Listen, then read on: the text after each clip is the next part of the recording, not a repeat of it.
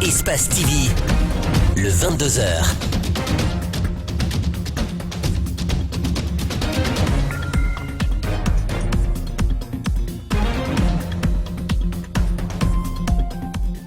Mardi 18 juin 2019, bonsoir à toutes et à tous et bienvenue dans le 22h. Au sommaire, Fatoumata Tonkara a rejoint sa dernière demeure ce mardi. Cette jeune femme tuée dans des conditions atroces a été enterrée au cimetière de Kisosso à Matoto en présence de plusieurs citoyens venus lui rendre un dernier hommage.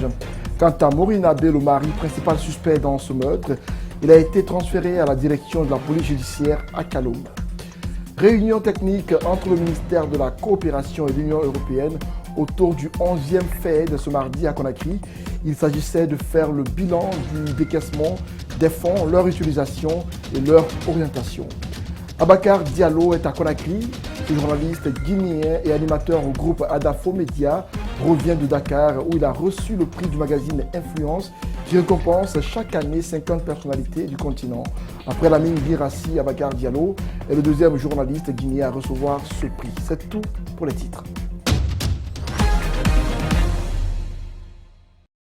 Une fois encore, bonsoir à toutes et à tous et bienvenue dans ce journal que nous débutons par cette information.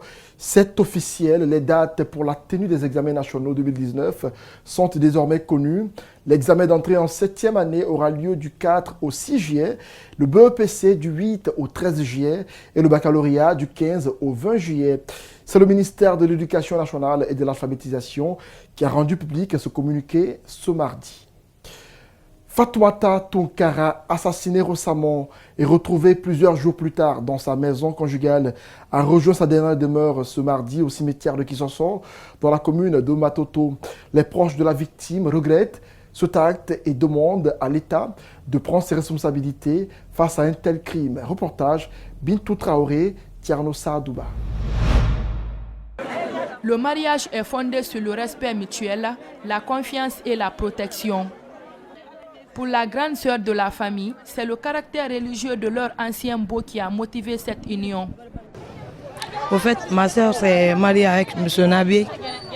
Bon, par beaucoup de choses. Parce que ma maman avait considéré trop le monsieur. Parce qu'il priait trop. Il avait un front très noir. C'est grâce à cela. Mais on ne savait pas que cela allait se passer. Vraiment. Nous sommes très navreux aujourd'hui par la perte d'une très grande personne pour nous. C'est dans l'après-midi que la victime a rejoint sa dernière demeure au cimetière de Kisosso. Fatoumata était une femme intellectuelle et qui se suffisait économiquement au dire de son jeune frère. Du cimetière, ça s'est très bien passé. Jusqu'à la fin de nos jours, on va pleurer sa mort. Elle a été la première aussi à finir ses études avant les aînés, quoi, je vais dire. Donc sa situation elle était un peu bonne parce qu'elle avait commencé à travailler. Le mariage est un lien sacré entre deux personnes qui se sont choisies pour le meilleur et pour le pire. Alors Sidegbe conseille les parents de ne jamais obliger leur fille à épouser un homme qui n'est pas de leur choix. Elle demande également aux autorités de prendre des mesures adéquates pour punir ce genre de crime. D'arrêter des mariages précoces, d'arrêter aussi des mariages forcés, parce que grâce à cela, beaucoup de choses peuvent s'améliorer. Mais je veux aussi que l'État prenne des engagements pour arrêter de futilités pareilles. Actuellement, les crimes passionnels sont devenus récurrents dans les foyers. Pour les observateurs, les conjoints devraient dialoguer dans un couple pour tout problème et s'il n'y a pas compréhension, de divorcer avant d'en arriver au crime. Voilà donc paix à l'âme de la jeune Fatoumata Tonkara. Il faut rappeler en plus bref que Maureen Abbé, le mari de la défunte et principal suspect de ce meurtre, arrêté hier par les agents du commissariat central de Matoto, a été transféré dans la soirée d'hier à la direction de la police judiciaire à Kaloum. Selon nos informations, il est depuis ce matin entendu par les agents de la DPJ. Son transfert à la maison centrale se fera dans les heures qui suivent, nous a-t-on confié. Nous y reviendrons. Les violences conjugales prennent ces derniers temps de l'ampleur en Guinée. Le dernier cas en date est celui de Fatoumata Tonkara qui a été violemment assassinée, dit-on, par son mari, Qu'est-ce qui explique les violences sur les femmes dans les foyers? Que faut-il faire pour éviter le pire? Quelques citoyens se sont prononcés sur la question. Mariam Fodé Camara, Ibrahima Sori Camara pour le reportage. Les femmes sont souvent victimes de violences, qu'elles soient verbales ou physiques. Ce phénomène devient une préoccupation pour les citoyens qui donnent plusieurs causes qui expliqueraient cette situation. C'est la jalousie qui est à l'origine parfois. Tantôt c'est des mésententes dans le foyer et ainsi de suite. Il y a le fait aussi qu'on force la femme à son mari. Ou bien qu'on force le mari à la femme. Parce qu'il y a de ces deux côtés. Tu peux pas épouser une femme que tu n'as jamais connue. Primo, s'il n'y a pas la compréhension, tout va être dans l'eau. Avec la jalousie aussi. Pourtant, il y a toujours un plan B pour éviter l'irréparable selon ces citoyens qui accusent certaines familles. Les gens cessent de penser que des femmes sont juste des objets pour la maison. Donc il faudrait faire en sorte que les gens aient vraiment la notion par rapport au fait que parfois il y a une question d'équité entre hommes et femmes. D'une part, on doit les écouter, ce qu'elle a dit. Mais quand une femme vient, elle se plaint à la famille la rejette toujours. Tu l'attends vers la violence comme ça. Il faut essayer de comprendre pourquoi elle est venue vers vous. Je pense qu'il faudrait que ces parents-là prennent leurs responsabilités et que les violences des hommes envers les femmes, qu'on mette fin à cela. Le problème est réel. Plusieurs couples vivent des situations conflictuelles, souvent moins perspectibles. Malheureusement, on est encore loin du traitement de certains cas. Sur un plan tout autre, le président de l'ONG Les Mêmes Droits pour tous et Baouri, le président du mouvement Renouveau, fustige la sortie récente du ministre de la décentralisation, Bourima Condé, qui menace de prendre des sanctions disciplinaires allant jusqu'au retrait de l'agrément des mouvements associatifs qui iront au-delà de leurs objectifs initiaux, tout en faisant allusion aux mouvements politiques. Ces acteurs sociopolitiques parlent d'une méconnaissance de la loi. Alceni Bari, Ibrahima Sori Camara ont promené leur micro, ont su le reportage. Les citoyens ont un droit de regard sur la gestion de la chose publique. Le ministre de l'Administration confond la politique au sens général et strict. C'est par ces mots que le président de l'ONG Même Droit pour tous réagit à la sortie médiatique du ministre de l'Administration. Une sortie médiatique au cours de laquelle Bourima Condé menace de prendre des sanctions disciplinaires allant jusqu'au retrait de l'agrément des mouvements associatifs qui dépasseront leur champ d'action. Réduire la politique à la seule dimension qui consiste à la recherche et à l'exercice du pouvoir, mais c'est non-sens. Les ONG ne font pas de la politique partisane, encore une fois. Les ONG font de la politique dans l'intérêt public. Donc nous faisons de la politique, nous sommes éminemment politiques, mais une politique non partisane. Donc il faut préciser cela. Quand le ministre menace, je pense que c'est méconnaître la loi. À Baouri du mouvement Renouveau de renchérir en parlant d'une méconnaissance de la loi.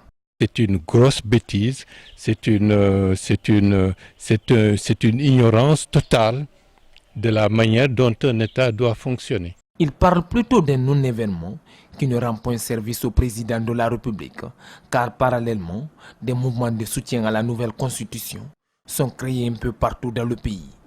Un communiqué d'un ministre ne peut pas aller à l'encontre des lois de la République, à l'encontre des fondamentaux de la République, à l'encontre de la constitution de notre pays. Donc, il devrait revoir son texte, revoir sa déclaration, parce que ce qu'il vient de faire est un acte extrêmement grave qui peut mettre la stabilité de notre pays en cause. Maître Frédéric invite par ailleurs de veiller à l'égalité de tous les citoyens, sans distinction politique ni ethnique. L'État doit pouvoir garantir l'exercice de la liberté d'opinion, la liberté d'association, la liberté de réunion, la liberté de manifestation à tous les citoyens, indépendamment de leur bord politique, indépendamment de leur ethnie, indépendamment de leur religion. En tant que citoyen, encore une fois, on a un droit de regard sur la chose publique. Faut-il le noter, pour l'instant, les propos du ministre de l'Administration ne sont que des menaces. Un nouveau soutien pour le parti au pouvoir. La coalition nationale des organisations de la société civile, CONASOC en abrégé, est favorable à une nouvelle constitution. Au cours d'une conférence de presse tenue ce mardi, cette structure de la société civile a rendu publique sa position sur le débat en cours. Mamadi Keïta et ses amis disent avoir consulté leur base et unanimement, ils conviennent qu'il est nécessaire de changer l'actuelle constitution pour résoudre les insuffisances constatées au vu de l'évolution sociopolitique du pays, ont-ils dit. Mamadou Boy Diallo et Ibrahima Souri 5 Souma. Après consultation aussi bien des personnes ressources que ses démembrements, se déclarent favorables à l'adoption d'une nouvelle constitution en Guinée. La CONASOC, Coalition nationale des organisations de la société civile guinéenne, soutient le pouvoir dans sa volonté de doter le pays d'une nouvelle constitution. Ce soutien est consécutif à une large concertation de ses démembrements à travers le pays selon les responsables de la dite coalition. La position de la CONASOC en faveur d'une nouvelle constitution est justifiée par la nécessité de corriger les insuffisances de celle en vigueur adoptée par le CNT sous la transition militaire. Les insuffisances de la Constitution du 7 mai 2010 sont telles qu'elle ne s'adapte plus à l'évolution sociopolitique et économique de notre pays. Pour illustration, dans le titre 19 de la dite Constitution intitulée « Des dispositions transitoires » est devenu caduque. Plus loin, la CONASOC compte s'impliquer pour la réussite du référendum à travers une approche citoyenne. La CONASOC et alliés entendent pleinement jouer leur rôle par la mise en œuvre d'une observation citoyenne et transparente pendant la période du référendum. En affichant sa position, la CONASOC se démarque. Elle reste probablement la seule des autres structures de la société civile à clarifier sa position pour la modification constitutionnelle. Réunion technique entre le ministère de la Coopération et de l'Intégration africaine et l'Union européenne autour du 11e FED. Tirer le bilan du décaissement des fonds, leurs utilisations et leurs orientations, c'est l'objectif autour duquel cette rencontre a porté. La patronne du département de la coopération et de l'intégration africaine a exprimé la nécessité d'examiner les dossiers en toute transparence. Mamadou Sa, Djobaldé et Ibrahima Souri 5 Souma nous signent ce compte rendu. Avant le huis clos, la chef du département a souligné son intention d'aller au fond des dossiers afin de tirer les meilleurs enseignements. Pour savoir les indicateurs par département technique, où on en est, quels sont les résultats obtenus, ce qu'il nous reste à faire. Et ce faisant, pourquoi les résultats sont bons s'ils le sont, pourquoi ils sont mauvais s'ils le sont, et enfin, surtout, établir la bonne gouvernance entre les deux partenaires. L'ambassadeur a émis des réserves quant à la volonté du gouvernement d'appliquer au pied de la lettre les engagements pris, ce qui peut sans doute perturber l'élan amorcé par les deux parties. Le niveau d'accomplissement et les efforts qui manquent à faire pour que les tranches variables 2019 puissent effectivement arriver à bon port. Comme vous le savez, le mécanisme est tel que si vous ne faites pas en temps voulu certaines avancées dans certaines des politiques que nous avons définies, il est ensuite difficile de pouvoir donner une validation à ces objectifs que, dans le cadre de notre partenariat, nous nous sommes fixés ensemble, la République de Guinée et l'Union européenne. Guinée Keïta prend bonne note de toutes les remarques des partenaires. Elle salue de passage le soutien substantiel de l'Union européenne à la Guinée, un appui qui consolide les réformes engagées depuis bientôt 10 ans. Le gouvernement apprécie énormément et hautement la contribution substantielle de l'Union européenne dans ce cadre du 11e FED. Je crois qu'on ne le dira jamais assez. Parce que cet appui budgétaire qu'on va évaluer aujourd'hui permet à la Guinée de réaliser des progrès remarquables. Avant de prendre de nouveaux engagements, les cadres guinéens doivent rassurer les partenaires de l'utilité des fonds décaissés et surtout leur orientation. Et puis la coordination nationale du CONIA a repris ses activités à Conakry.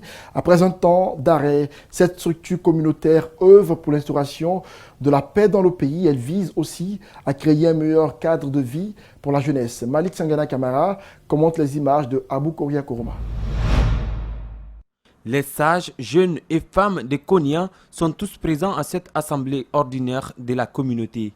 Un seul objectif, discuter des problèmes de la coordination afin de trouver ensemble des solutions. Sur toute l'étendue du territoire national, le Konya est fortement représenté, mais principalement dans 6 préfectures du pays. La coordination nationale de Konya couvre 6 préfectures. Jérékoré, Beila, Massantan, Yomu, Lola. Mais au jour d'aujourd'hui, Kangan s'ajoute parce qu'on a beaucoup d'adhérents. Kerawani, ensuite Gekedou. Mais cette coordination est en majorité konyanké. Les jeunes déterminés auprès des sages se battent tant bien que mal pour se créer des opportunités dans le domaine socio-professionnel. Konya aujourd'hui est une communauté extrêmement importante pour notre pays. Donc cette rencontre est une opportunité pour nous d'échanger et de parler des problèmes réels de la communauté, côté surtout social, économique, culturel et tout ce qui rime pour le développement réel de notre communauté. La mission qui nous est assignée, c'est d'essayer de créer l'harmonie entre nous, créer la sincérité entre nous, comme Konya a toujours été sincère dans le comportement. La loyauté a été le symbole de cette grande communauté.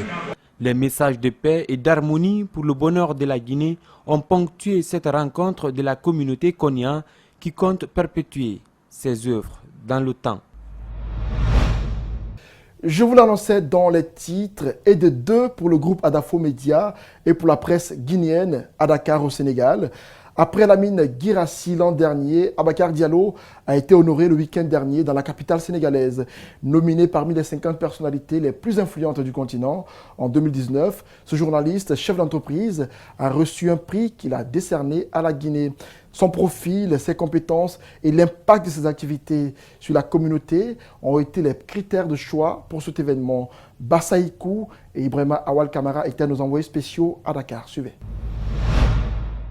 Aboubakar Diallo du groupe Adafo Média est entrepreneur également. On ne peut être que fiers. Et nous profitons donc pour dédier ce trophée à l'ensemble de nos collègues de la presse, à l'ensemble de mes collègues des différentes structures au sein desquelles j'évolue, à commencer par Adafo Média et son PDG, M. Lamine Guirassy, mais aussi tous les collaborateurs au niveau de Mosaïque Guinée, au niveau d'émergence, de Wassolo Agency Communication. Ce n'est pas une consécration certes, mais c'est la récompense du mérite. Le bénéficiaire désormais un modèle en est conscient. Après avoir reçu sa distinction, il en a profité pour s'adresser à la jeunesse guinéenne. Le message principal, je le dis, je le réitère, c'est le courage, c'est l'abnégation dans tout ce que l'on fait, mais c'est aussi surtout la rigueur qu'il faut s'imposer. L'ambassadrice de la Guinée au Sénégal a aussi fait le déplacement.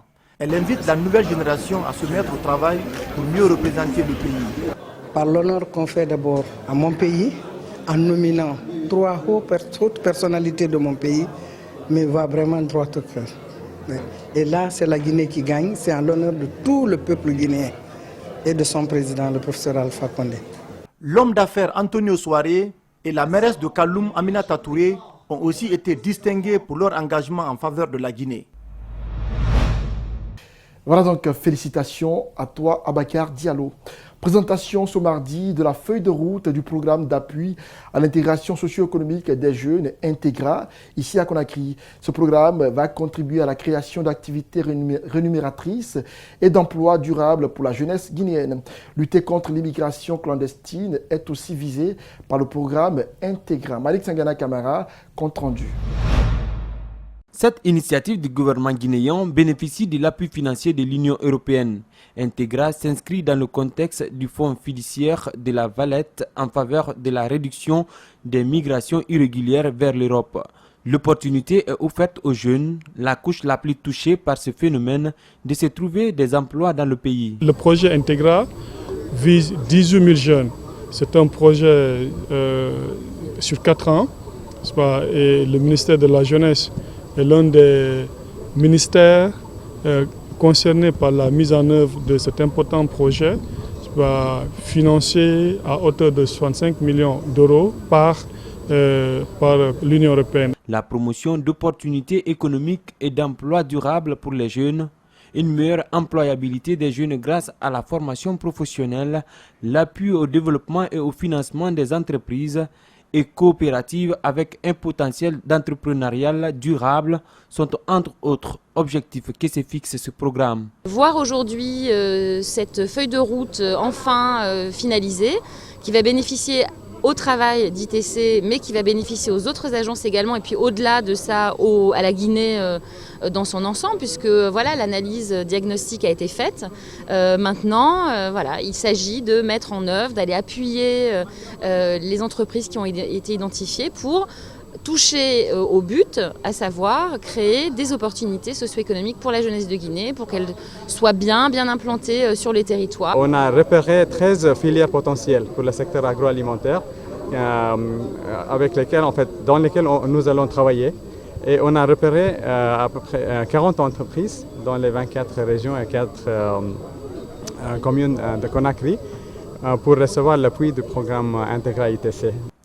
Ce programme met un accent particulier sur la possibilité de transformation locale des produits agricoles tout en valorisant la qualité, ce pour répondre aux exigences des marchés internationaux. Le slogan « Un toit, un Guinéen » se concrétise peu à peu dans le pays. Les chantiers lancés dans le cadre de la construction des logements sociaux sont pilotés par la Société nationale d'aménagement et de promotion immobilière SONAPI. La SONAPI est en train de mettre les bouchées doubles pour rendre ce projet réel. L'initiative est du président de la République, le professeur Alpha Condé. Reportage encore, Mali Tangana Camara. Les travaux de construction des logements sociaux ici à Ketaya, dans la commune de Dibreka, se poursuivent. Sur un domaine de 7 hectares, la construction de 314 logements est prévue par la SONAPI. À date, 10 villas sont prêtes à être habitées. D'autres fondations déjà réalisées attendent d'être élevées avec des briques à terre stabilisées. Le tout, nous avons 55 fondations, dont 15 fondations pour R+4. Et dans les 15 fondations, nous avons 9 fondations longues, et 9 fondations carrées et 6 fondations longues. Nous avons également 16 villas. Voilà. Et 24 R+1. Donc, comme vous avez déjà vu sur le site, nous avons réalisé d'abord 10 villas et 2 R+1. Voilà. Donc les 10 villas sont pratiquement finies. Ces bâtiments présentent des particularités sur le plan de la garantie avec un faible coût de réalisation.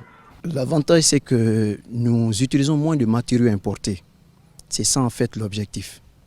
On utilise moins de ciment. Par exemple, lors de la pose, on n'utilise presque pas de ciment. Et lors de l'enduit des murs, c'est 40 à 20% de la surface qui est enduite. Et question ferraillage, presque on n'a pas de poteau. On utilise la force portante des murs pour supporter la charpente et les autres éléments. Ce projet de construction des logements sociaux initié par le président de la République est présent dans plusieurs villes du pays. À Kankan, sur 55 logements sociaux prévus, 10 sont déjà prêts.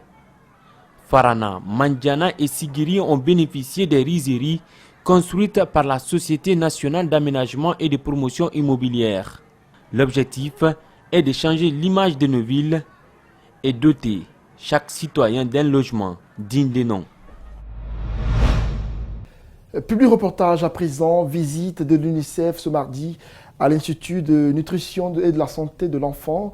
Cette visite s'inscrit dans le cadre du mois de l'enfant. À cet effet, l'artiste chanteur guinéen Sekouba Bambino, ambassadeur de l'UNICEF en Guinée, s'est imprégné des réalités de l'INSEE. Abdourahmane Ba et Akouba Traoré étaient avec lui. L'aire de jeu de Symphonia Gare 1, construite par l'UNICEF. Ce dimanche, elle a été envahie par les enfants venus entendre la voix de Sekouba Bambino Diabaté, ambassadeur national de l'UNICEF Guinée. L'artiste international, invité par l'UNICEF en collaboration avec la commune de Ratouma, rien que pour faire plaisir aux enfants. La motivation, en fait, d'abord, c'est pour épanouir les enfants puisque déjà, comme vous savez, bon, c'est une aire de jeu qui a été faite pour les enfants. Et à l'occasion du mois de l'enfant, je pense que c'est déjà une annonce quoi, pour que les enfants sachent qu'on pense à eux. La voix de Sekouba Bambino a su mobiliser un grand nombre d'enfants. Un petit moment de détente, mais plein de sens. Les enfants de Sonfonia ont trouvé du plaisir, tout comme ceux des orphelinats qui ont profité de cette occasion. Nous voyons que les enfants étaient venus, ils étaient contents, vraiment ils sont joyeux. Et ce lieu de l'agir pareil là doit être dans beaucoup de lieux de Conakry pour essayer d'amener les enfants ensemble. Le combat d'aujourd'hui, c'est ce que l'UNICEF a vu et a mis son bâton de pèlerin pour pouvoir impliquer tous les grands acteurs de la société civile comme les artistes. Par exemple, notre Bambino qui n'a pas beaucoup mal œuvré pour l'intérêt des enfants de notre pays. Aider les enfants, les éduquer, les soigner. Sekouba Bambino, artiste international, ambassadeur national de l'UNICEF Guinée, est aux côtés des enfants depuis plusieurs années. Et le voici aujourd'hui encore avec eux. Pour lui désormais, la protection des enfants reste un combat de chaque instant. Voir un enfant dans la rue, pas d'école, pas de travail, c'est pas joli à voir. Donc chacun de nous n'a qu'à donner la main pour aider nos enfants, puisque c'est eux qui ont l'avenir de demain. L'UNICEF a inauguré cette aire de jeu le 28 mai 2019. Elle est construite avec un seul objectif, permettre aux enfants de s'épanouir. La société de logistique et de transport UMS vient de signer un contrat de transport avec l'association des personnes porteuses de handicap de Bokeh. 10 camions sont mis à la disposition de cette couche vulnérable pour leur permettre d'être autonomes avec le profit tiré de cette activité économique. Salifouli Fossissé et Malik Sangana Kamara signent cet autre reportage. La société UMS, dans son programme d'assistance sociale, a signé un contrat de partenariat avec l'association des personnes atteintes de handicap de Bokeh dans le cadre du transport. L'initiative est de permettre à cette couche vulnérable de pouvoir se prendre en charge et de participer au développement socio-économique du pays. Ce contrat va permettre de promouvoir l'insertion professionnelle des personnes vivant avec handicap pour montrer qu'elles ne sont pas obligées de vivre dans la mendicité, mais qu'elles peuvent saisir la chance pour pouvoir développer des activités et être vraiment autonomes et très bien réussir. Et ce contrat, en plus, va faire bénéficier à l'association des personnes handicapées de Bokeh 15% des bénéfices du transporteur. La matérialisation de ces contrats entre l'UMS, qui est un acteur géant dans le secteur de la logistique et des transports en Guinée, et cette couche défavorisée a été une réelle satisfaction pour le ministère de l'Action sociale et les partenaires au développement. Pour eux, le programme d'inclusion financière pourrait contribuer à lutter contre la pauvreté. Ce signe est hyper réconfortant parce que c'est la matérialisation de l'un des pans importants de la politique d'intégration, d'autonomisation et d'insertion socio-économique de ces personnes handicapées.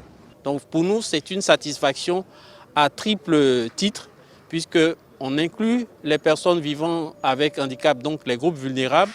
Nous faisons participer le secteur privé et tout ceci se fait sous le contrôle de l'administration. L'association des personnes porteuses de handicap physique de Bokeh se réjouit de cette opportunité qu'elle vient de bénéficier. Elle s'est engagée à exécuter les clauses du contrat pour la continuité de la collaboration avec UMS. Pour clore ce journal, Kamieg, une école de gastronomie, se sépare de sa 9e promotion. Après 6 mois de formation, les bénéficiaires en art culinaire promettent de mettre en pratique ce qu'ils ont appris. C'est un petit reportage que nous signent Djibril Ba et Omina Toussidibé. Des menus à couper le souffle. Ils sont l'œuvre des élèves de Kamieg, une école de gastronomie créée depuis 2016. Sa formatrice revient ici sur les valeurs de ce temple de savoir.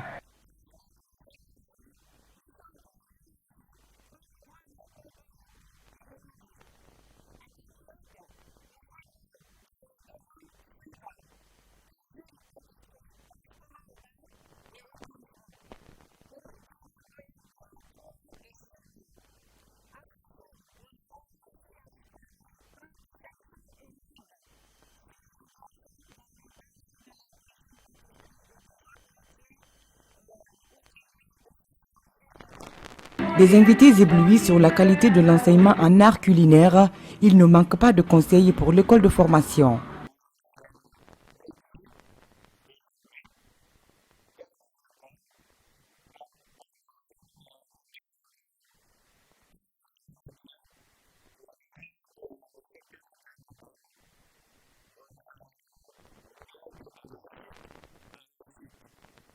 Au terme de 6 mois d'apprentissage, les élèves de Kamiyega se disent satisfaits des enseignements reçus.